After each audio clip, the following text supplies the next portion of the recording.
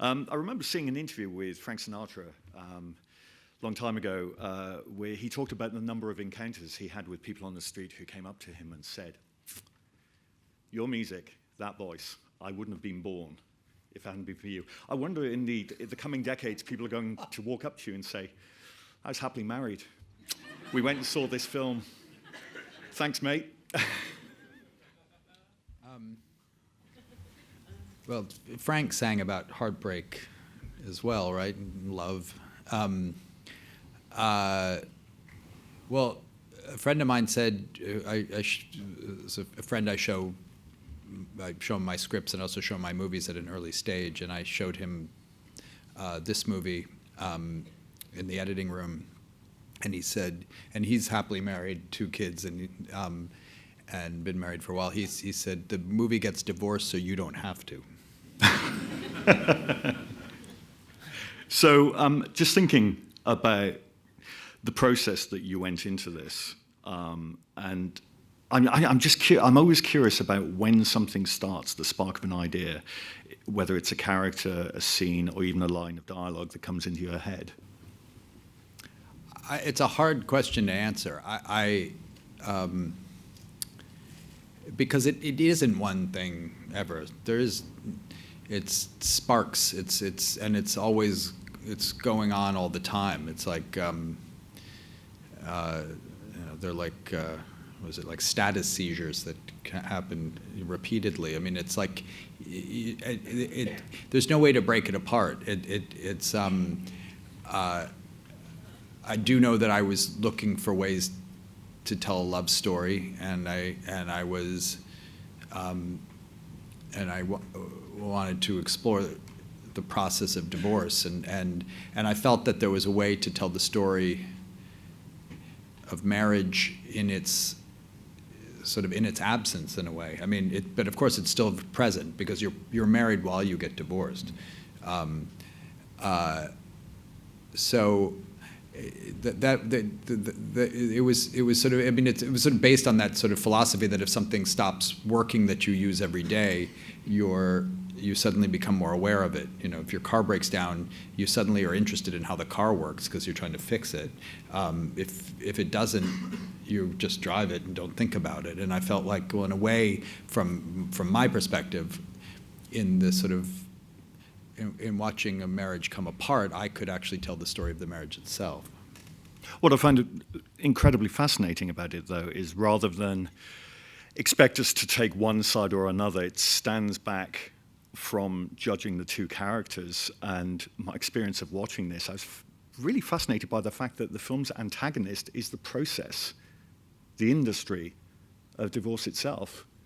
And it's pretty damning. Of something, people break up, people no longer get on. This should be a system in place to help them. But there is no help here at all. Help is the last thing that seems to be on this system's mind. Yeah, and it was important for me too that the lawyers not be villains in that way, because they're products of the system. They're professionals in this system, and in a system that at times doesn't even seem to have any kind of real rationality. I mean, when you hear Alan Alda's character talking about, this whole notion of we prepare to go to court, so we don't go to court, and why you don't want to go to court, and that there is no ultimate judge, really. It's just the luck of the draw. It's and we don't know what's going to happen, and so in that way, I mean, I thought there was sort of inherent absurdity in the story. I mean, there's the movie, as I was working on it, kind of revealed all these embedded genres and that I didn't necessarily see when I first started working on it, when I first started writing it. I mean, there is something inherently comic about this situation because it is so absurd, but there's also something inherently tragic about it, and it's also a horror movie, and it's also a thriller, and it's a court procedural, and it's a musical, and so I felt that in many ways my job was really, and our job in making the movie was to be available to these different genres when they appeared. You know, when they sort of came out of the woodwork, is just to sort of see it and sort of, you know, go with it. You know, it was never about adding humor or drama to counterbalance anything. It was always about being aware of their presence side by side. They're always existing together. David, our experience of watching movies is seeing the finished work presented to us. I'm just curious about your input and the first time that you became involved in this, and your reaction upon first reading the script. Well, Noah writes screenplays that are pretty well fully formed. So, you know, I read an early draft, and there were differences, but it was very much what you see up on screen today. Noah, one of the great pleasures of working with Noah is he loves to talk, and he's a great you know, he's got a very distinct singular vision, but he's a great collaborator who enjoys discussing and debating and discovering, you know, all the way through, from the writing, the pre-production, production, post-production, and even this process of hearing and learning responses to the film that he may not have anticipated, coming to an understanding of it. And for me, that process, you know, just having the script and spending days just talking through the characters and the themes of it was really just glorious. And both because you feel like you're a part of it, but also you're discovering the film that he wants to make. And Noah is a great communicator, so for all his collaborators, whether it be me or the production designer, costume designer, cameraman, all his cast, Noah knows exactly what he wants, but the script, the words you hear are all on the page. It seems improvised, but it's not improvised. And yet, there is space for the actors and his other collaborators to bring themselves and to be his partners on that journey. It's a very, it's been a really, you know, I've worked with a few auteurs, as it were, and Noah's, it's quite unique in that sense of having a very singular vision, but at the same time embracing that collaboration. You've had a pretty fantastic year because you've had the capture on television, and also you worked with Quentin Tarantino on Once Upon a Time in America, in Hollywood. Sorry, the other good one was Once Upon a Time in America. I'm just curious: is there a spark that you feel you need to have? Is there something that you know when you're reading something that you think, oh yeah, not just this is good, but this is for me? Because people talk so much about filmmakers and directors, and I think sometimes they overlook just how important great producers are. I don't know that I fit that, but most certainly in terms of what I respond to, I know what I love and I know what I don't, and I know where I think I can be of help, and I know where I don't. And, you know, as a producer, you want to work with the very best, and I've been really lucky this year to work with Quentin and Noah. You know, they're two masters, and they are, you know, I have learnt, you know, this is my first experience working with Noah, and both getting to know, I mean, I've known him for a while, but getting to know him more intimately through this process, and also learning how he works has been a great, and learning how we can work together has been an amazing privilege and an amazing education. But coming back to, you know, Noah, when I read this script, these characters are so vivid. The dialogue so rich and evocative and moving. You know, laughter and tears and thrills and horror. It was all there on the page. So when I read it, I wanted to spend the next year and a half with these characters and with the person who created them. So it wasn't, and you know, I've been a fan of Noah's for many, many years, and so it wasn't exactly a tough decision to make. So another person who's joined you for the first time is Scarlett Johansson. Adam Driver is now in his fourth film with you. And if I'm not mistaken, both roles were written with those in mind. How early in the process did you decide that they would be your actors? And can you talk about the actual process of then developing both the characters? Well, Adam, because we've had this. This is our fourth movie. We're sort of in almost perpetual conversation about what we're going to do next and and ideas for things. And so ideas that that turn up in this movie, we've been talking about going back to after we made Frances Ha together, and and that doesn't mean even necessarily like bigger themes or scenes. It could be even an article of clothing or a moment or. So he was very much involved when we usually sort of talk about a few things and then I say like I think I'm going in this direction, like let's start talking more about this one, like this is what feels like the livest wire for me, and we talked about who in our kind of perfect world would play opposite him and play Nicole, and I don't even know if she had a name at that point, and we said Scarlett, and so. I had known Scarlett a little bit, but hadn't been in touch for a few years, and I reached out to her and said, I think I might have something we could do together, and we met for lunch, and she was a little bit late. She showed up, she apologized, she said, I'm sorry, I was on the phone with my lawyer because I'm getting a divorce, and I thought,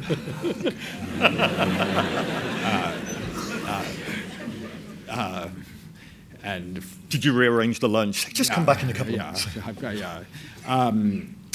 No, so I just kind of went right into it, and then she, to her credit, it was a reason to do the movie, not to do the movie, and she, and you see it, you see it. I mean, it's true. I mean, so clearly of Adam too, and all the actors in the movie, they're really bringing themselves to these parts, and it's very personal what they're doing, and I feel at times like it's, when I was cutting the movie, like it was their movie, that they had kind of taken it and made it their own, which is the best thing to have happen when you're a director. And do you rehearse a great deal, or do you tend to start filming and just do take after take in front of the camera? I do tend to do a lot of takes, but I also rehearse quite a bit. But a lot of the rehearsal is technical. It's blocking. It's I think of like Elia Kazan. Was such a great director with actors, and somebody asked him about what he does, and he said, "I'm a prop director. I just come up with good props for them, and that helps them do it." And I know what he means. I mean, I find if you create a structure, and it's in the lines, it's in the rhythm of the lines, it's in the overlap of the lines, and all of that is in the script, and we spend time getting that together. Then we go to the location, and we rehearse in the location. We block it in the location. And so a lot of that is very technical, and I find it's like if you have all the technical stuff solved and the choreography in a sense and the musicality, then it gives them the freedom to be, and so that by the time we're shooting, we're we can then just explore, and for me, time is one of the most important things to have. It's to have time so that we feel like we get everything out of the scene. Because what happens too when you have actors like this, they're giving me ideas throughout. So every take, it's like telling me, it's a little bit what Dave was saying of like talking to people about the movie. Suddenly you see it reflected back at you. It happens all the time with actors when I get ideas of how the scene can go or how to push things. I mean, I have preconceived ideas, I have things that we've discovered in rehearsal, but there's always things that this aliveness, the things that is happening in front of you and I want to have time to keep going. And and this, gives us that time when we're actually shooting.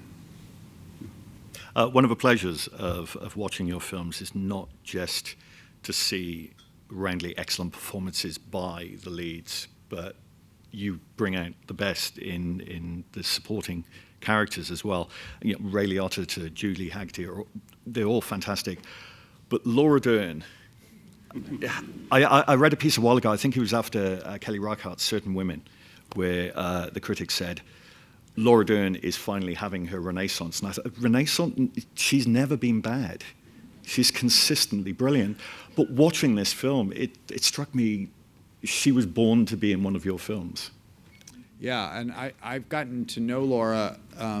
I'd used a clip from Blue Velvet in The Squid and the Whale, and I had to get sort of David Lynch's permission, and her and Isabella Rossellini, are in the clip, and I had to get their permission too. So I felt, in a way, that was our first film together, although it came pre-packaged, her performance. But then we've gotten to know each other over the years, and so in some ways it almost felt as a surprise to us that we hadn't worked yet together. It felt like we had, and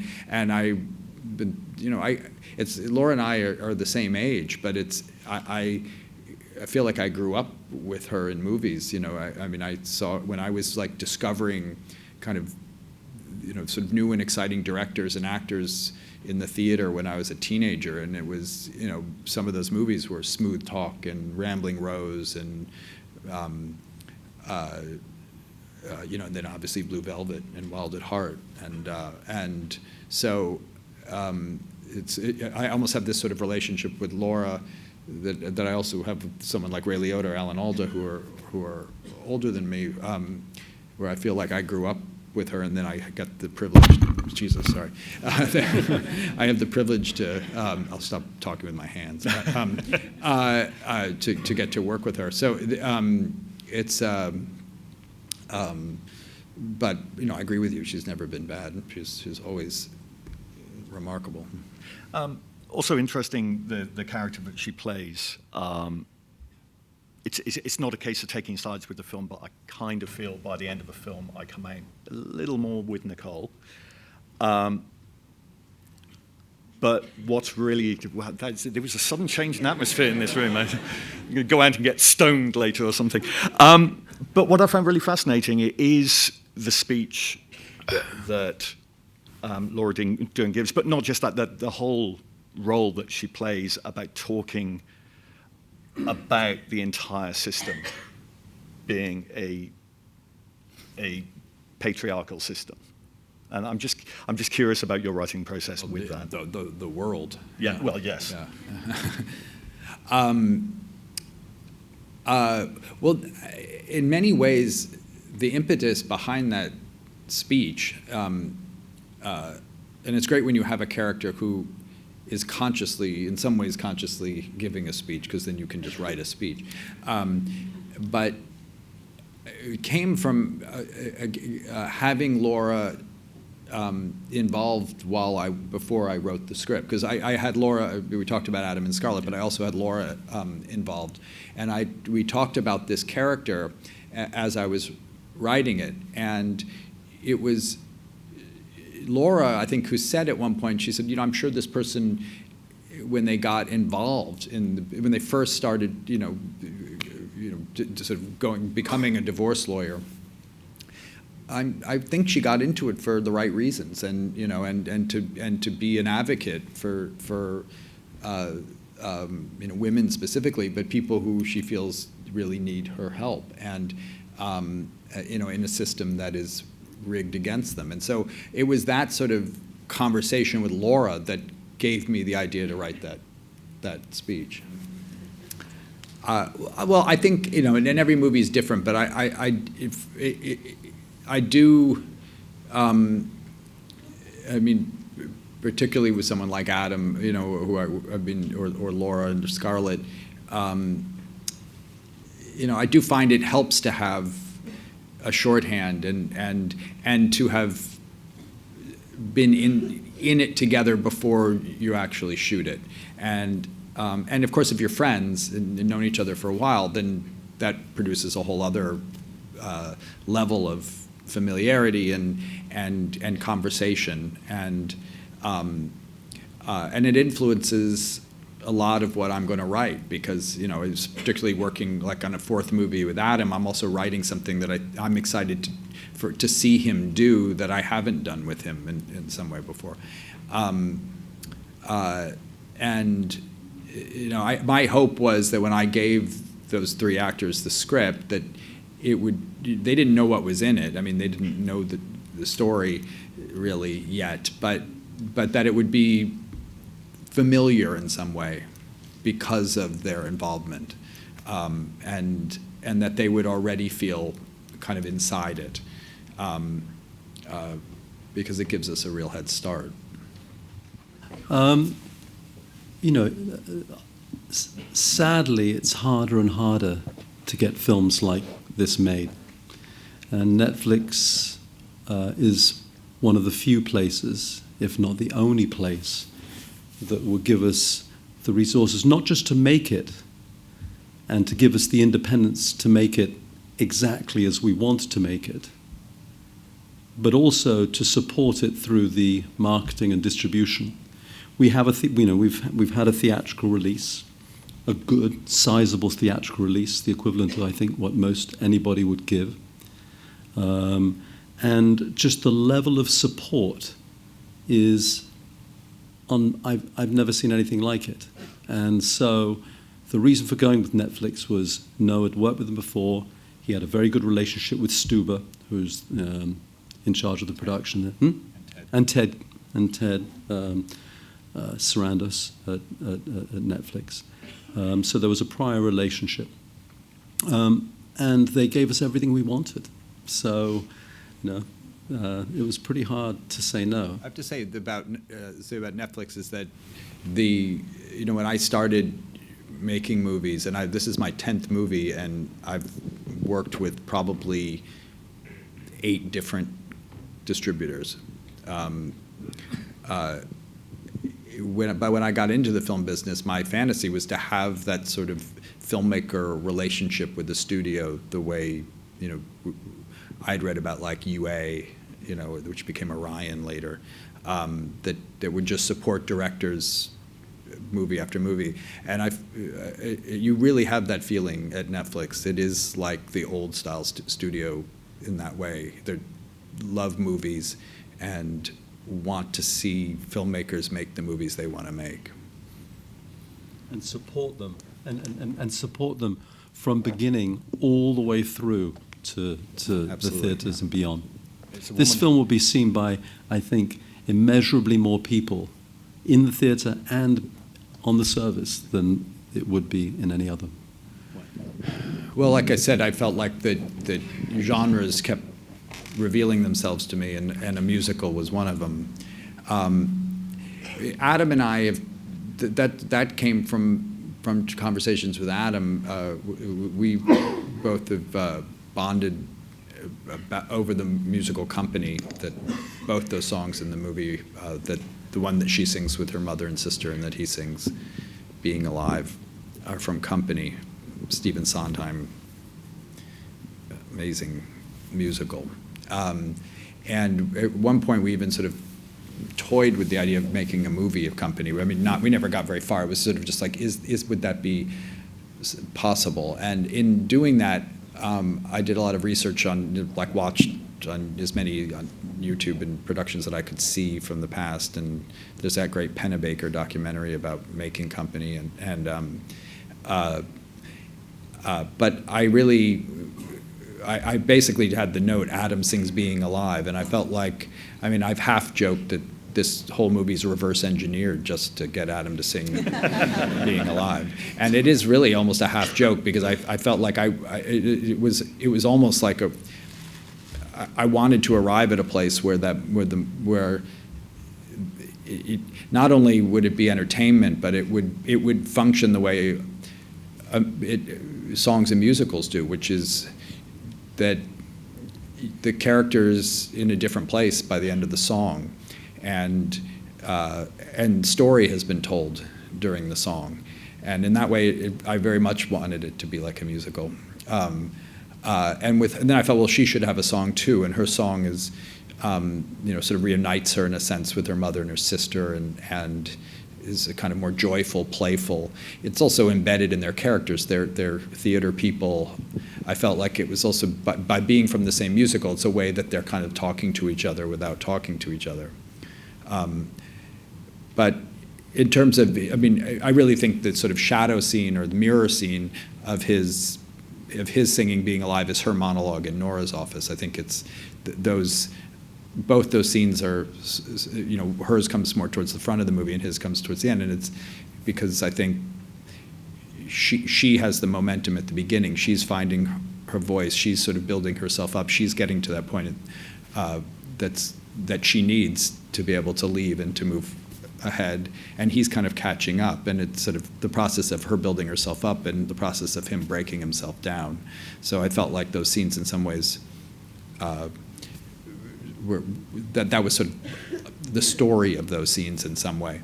It's also notable, I think, because it's the only time the camera moves unmotivated by physical movement in the movie is in those two scenes. It's sort of what I was saying about, I think part of a director's job is being open to when things reveal themselves to you that maybe aren't in your rules in a way. I mean, it's because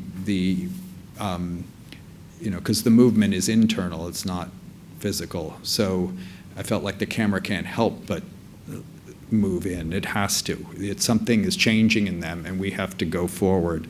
And I find that exciting. I find it exciting when I see it in other movies. I find it exciting when you have those discoveries when you're making movies of when you can break your own rules in a sense, and also both of those are formally not. When I was writing the script, again, they're things that I feel like I needed to.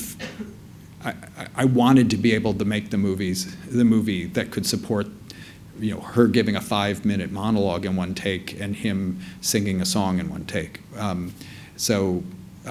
Again, I half joke about reverse engineering, but in a sense, I am trying to build the framework and the structure to allow for these things to be possible.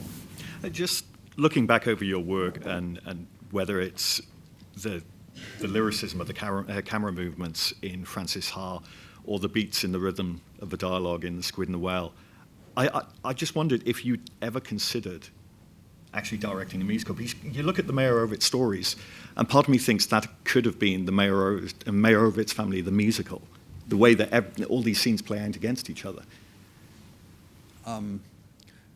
Sure. I mean, I love musicals. I would be open to making a musical.